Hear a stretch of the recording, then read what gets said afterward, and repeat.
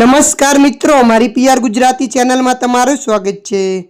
ભારતમાં કોવિડ-19ના કેસોમાં ફરી વધારો નોંધાઈ રહ્યો છે, જેના કારણે લોકોમાં ચિંતા અને અનેક પ્રશ્નો ઊભા થાય છે। ખાસ કરીને શું કોરોનાની રસી અને બૂસ્ટર ડોઝની અસર સમાપ્ત થઈ ગઈ છે અને તે કેટલા સમય સુધી રક્ષણ આપે છે, તે સવાલ સામાન્ય લોકોના મનમાં ઉઠી રહ્યા છે। હાલમાં દેશમાં કોરોનાની સક્રિય કેસોની સંખ્યા 1000ને વટાવી ગઈ છે, જેમાં કેરળ, મહારાષ્ટ્ર મોખરે છે। વિશ્વના ઘણા દેશોની જેમ ભારત પણ કોરોના કેસોમાં ફરી વધારો જોવા મળી રહ્યો છે।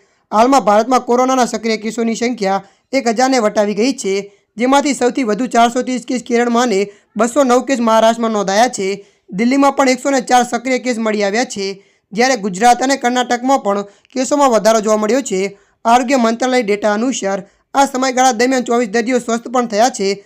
છતાં વધતા જતા કેસોને ધ્યાનમાં રાખીને સરકારે સાવચેતી રાખવાના નિર્દેશો આપ્યા છે। ત્યારે મિત્રો, હાલ માટે આટલું। મળીશું નવી અપડેટ સાથે। જો તમને અમારો વિડીયો પસંદ આવે, લાઇક, શેર અને સબસ્ક્રાઈબ કરી નાખજો। ધન્યવાદ।